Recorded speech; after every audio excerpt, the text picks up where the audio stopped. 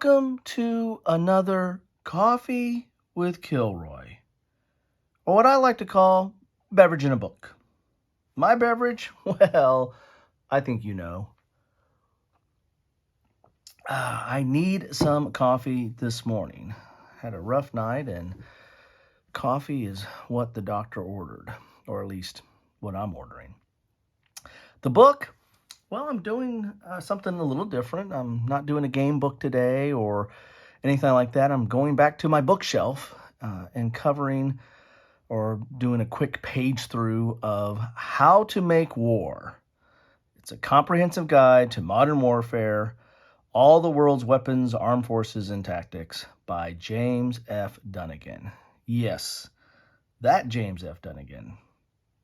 So, James Dunnigan has written several books, actually, but his How to Make War series is something that I followed, since I was since I was a kid. I think I've got my first one of these, this one right here, in one of those military book clubs, and was fascinated by it. And I ended up picking up another version of it later. I think this one's 1983, this one's 1993, and I think he's actually done a 2003, which I haven't picked up. I wonder if don't know if he continued it into, the 13s, but these were at least 10 years apart. And they are just that. It's a comprehensive guide, or purports to be somewhat of a comprehensive guide on all the military capabilities of the different countries in the world. And since this week, I'm kind of doing Modern War Week. I've covered, went into the Next War series from GMT, went into Fitna, which is a Middle Eastern conflict. So this is my Modern War Week, so to speak. So have some coffee, and let's take a look at this. This says this is 3rd edition, so maybe there was something in between this, but these are only 2 I have. But let's start with the original one. There's an update in this one, but I found this one had a few more charts. This one went into a little bit more of how the sausage was made, how they came up with some of their analysis than this one, if I recall. It's been a while since I've poured over these, but I really more familiar with this one back in the day, because this is the one I poured over the most.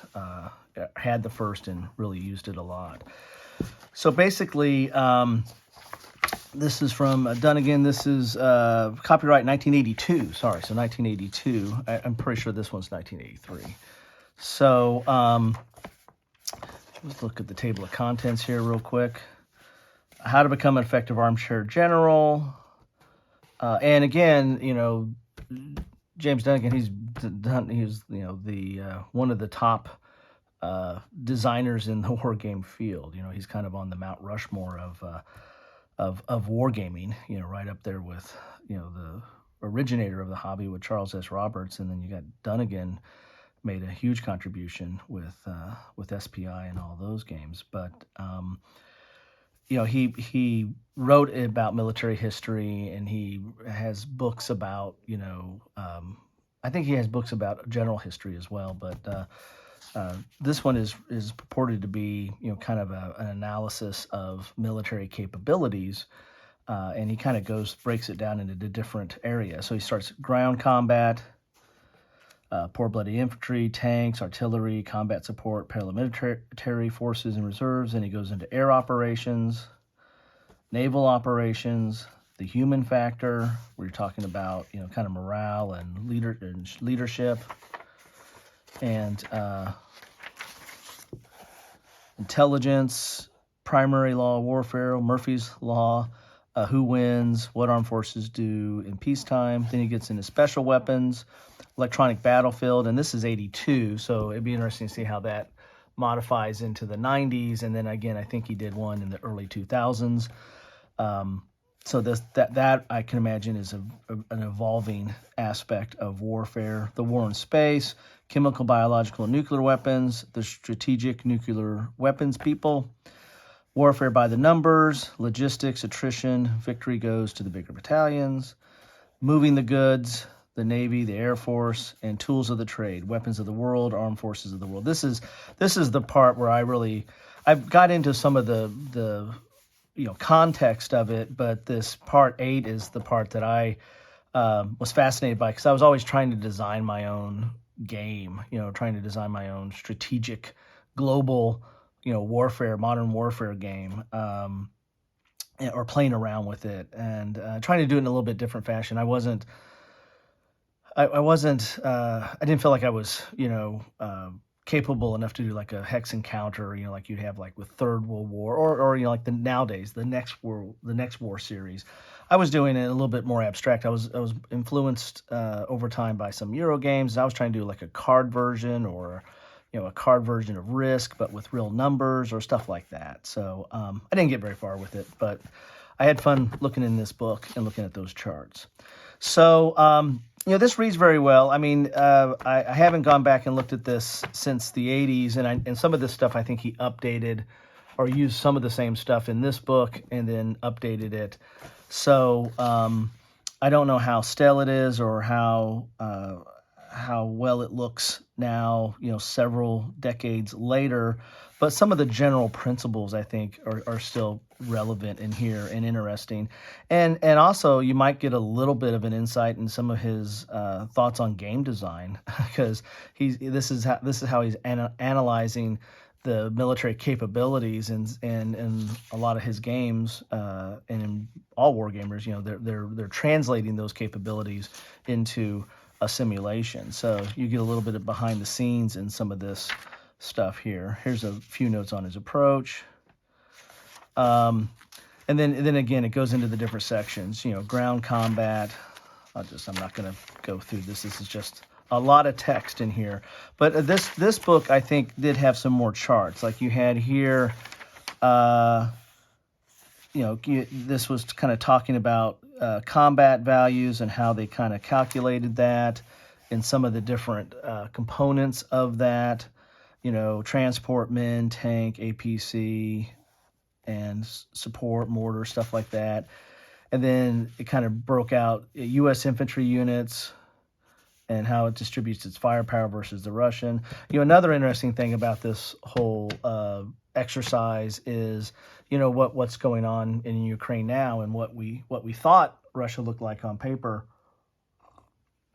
and what they are portraying out in the real world on the battlefield are kind of two different things. So it's interesting how some of this, translate. Now, again, this is from 1980. This is from 1990. That's an interesting aspect, and I'm sure that the Mitchell Land and the developers of the Next War series are kind of crunching different numbers now and kind of scratching their head on what all that looks like nowadays. So, I mean, this is relatively interesting. It's kind of going into current, organization, strategy, dogma, and stuff, or how some of these units are outlined. So, again, some of the stuff probably still translates today, but your mileage may vary. Here's divisional equipment and combat power. And so, as I said, there's a lot of, in this one, for some reason, I just feel like there was more charts in this one than this one, but there's a lot of charts in here. So if you're one of those people that like looking at spreadsheets and trying to figure out how comparing things, because there's a lot of comparisons in here.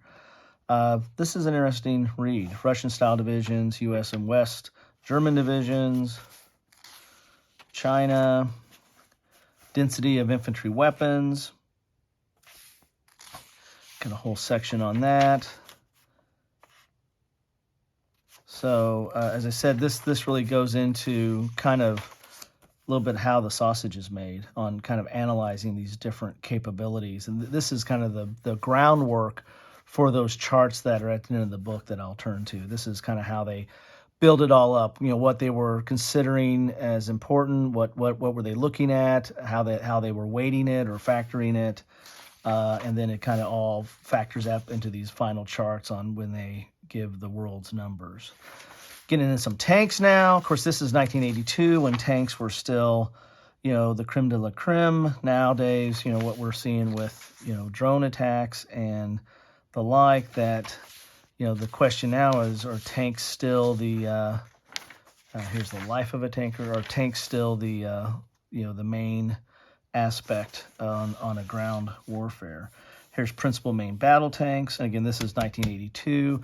I don't know if he when I page through this, I don't remember seeing all these exact same charts in this in the newer version, and I don't have the 2000 version. And there might be other ones. If any of you have these or know how many are in the series, feel free to put them in the comments. I just have these two, and I know there's a third one at least.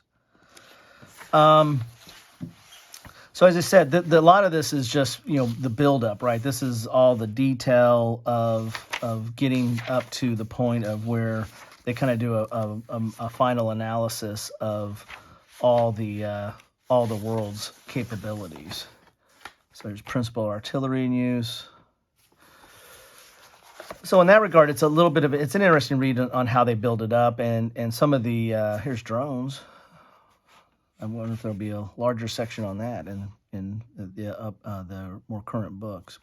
So the aspect of the buildup is interesting because it does give you the context and kind of gives you maybe the math behind it all and the thought process. So in that regard, that's kind of interesting and might still stand the test of times because I think he continued the analysis into the other books as well. Let's get to the back here. As I said, this is a relatively, good-sized book. The sections aren't especially long. I mean, it really is. It feels kind of like a reference book in some regards. You're just reading sections on stuff. But it is interesting. It's not something you're going to sit down and just kind of read straight through. But especially if you're doing research on a game or on a period, like let's say you're going back to the 80s and wanting to see what some of the capabilities of some of those units were, especially like with the new Lock and Load World at War 85 series or the World at War series. I mean, NATO. There's a lot of games that are looking back at the 80s and recreating hypothetically. These books, kind of still might have a little bit of relevance in seeing what those what at least what Dunnigan thought those capabilities were of those units and how those translate into some of those games. So there you have it. Let's get to, and it gets into some of the cost of raising a division. Of course, these costs and totals are probably totally different now, much more expensive. But this really got into a lot of the nuts and bolts of how to make warfare. And how long it took, and prisoners, collateral damage, supply, dealing with civilian population, everything, cost, everything's in here on that. So let's, wartime use of civilian aircraft, long range, heavy lift. I mean, there's all kinds of aspects about modern warfare in this book. So let's get to those charts. We'll find out where those charts are at here. And here we go. Here's some of the charts. Armed Forces of the World, and it had like a combat value, manpower total, value per man average, land value total, naval value total, divisions total, APV total, combat planes total, land border total, force multiplier average or force multiple average. I don't know what that is. Arms cost total, cost per man average, population total, and per CMP and GMP average. So kind of gives you some of those raw numbers there. And then, Russia's percentage of the total, United States percentage, NATO, Warsaw Pact. Of course, this is 1982. This is Warsaw Pact still. This one was done in 83, so I imagine Warsaw Pact I don't know how he factored that. I'd have to look at that. And then you kind of have all these combat value, manpower, value per man. You have these were totals, but then you've got the per nation here. Like here's Europe total, Russia, US, or Europe, and all the different numbers there. So you can kind of take a look at that. I'll do a little close up there so you can see some of that. And this is nations by continent. And this was, to me, the part that I always got poured over, was looking at these numbers and trying to how to translate that into some kind of global game of sorts, or simulation. Not really simulation. I was looking more at the game factor than simulation factor. But you see, oh, there's Middle East, Russia, Asia. So I just find this very interesting. That chart right there. That's the chart I probably use the most. And so this was an interesting book in that regard. I picked this one up later, much later, and I don't know. I didn't really get into this as much. I think I just picked it up because my memories of the original book, and I probably wanted to see these charts at the end here to see how they updated them, if at all. So we have this chart here. This is World Armed Forces. This has a little bit different columns. It's got land, combat power, land, naval, total quality, total population, GDP, act men. I don't know what that active men maybe. Military budget, budget per man. Yeah, AFF, aircraft combat. So some of these I'm not sure exactly what all the. I'd have to look at those references. But then you have these, numbers again. And I've always found these books very interesting for the comparison aspect of comparing different regions and what their combat value was and capabilities were. Here's the ranks here for European nations. So, so this book updated those numbers, and he went through some of the same analysis here. Some of these are the same sections, I think, but he updated, I think, some of the sections, at least the numbers and how they calculated stuff, because in 10 years, from 82 to 93. Things changed, and then again he updated again in 2003, and may have updated even more. But this is these are the books that I have here. So there are some different charts, and here's anti-tank weapons. So there you have it. That's what I have today, since I'm dealing with Modern War Week of sorts. Have some coffee. That is How to Make War by James F. Dunnigan. Love to know your thoughts on this, or if you thought this was, completely off base and total hogwash. That's fine too. Love to hear your notes on it. I found it just interesting as somewhat of a reference, and somewhat of when I got into kind of questions about comparing values or comparing combat effectiveness of different countries. I found these kind of an interesting little exercise. So that's what I have for you today. Love to know your thoughts on it. If you've got any experience with it, that's great. Or if you don't have any experience and want to chime in on this, that's okay too. Anyway, that's what I have for you today on Coffee with Kilroy. Thanks for stopping by. As always, greatly, greatly appreciate it. Finishing up my coffee here, and you guys have a good one.